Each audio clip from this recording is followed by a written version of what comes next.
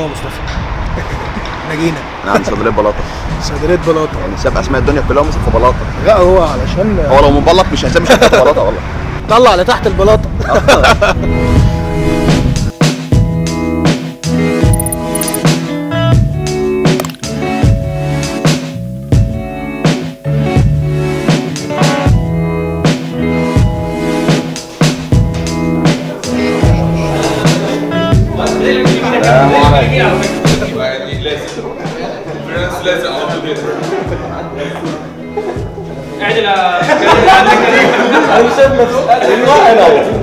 ألف مبروك يا أبو حميد، وإن شاء الله يبقى فتحة خير عليك جدا. يعني أحمد من الناس اللي جمعتنا من زمان مش من دلوقتي، وإن شاء الله هنتجمع أكتر من كده بإذن الله.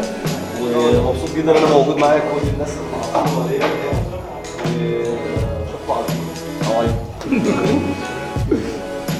ألف مبروك يا أبو حميد، مبسوط جدا جدا بالفكرة وبالمكان.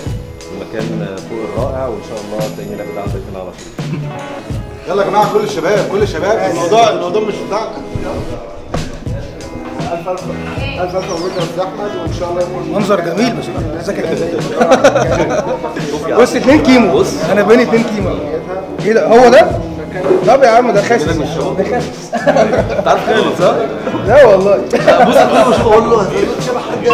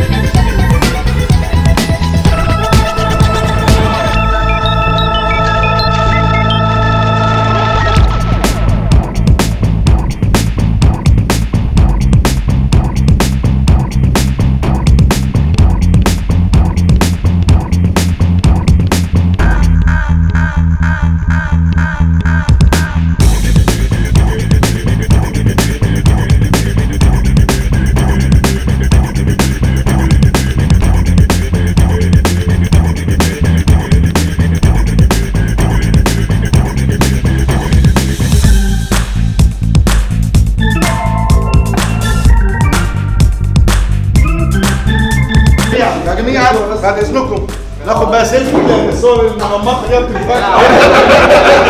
يعني انا بالنسبه لي السيلفي معلش لو الاستيك بس.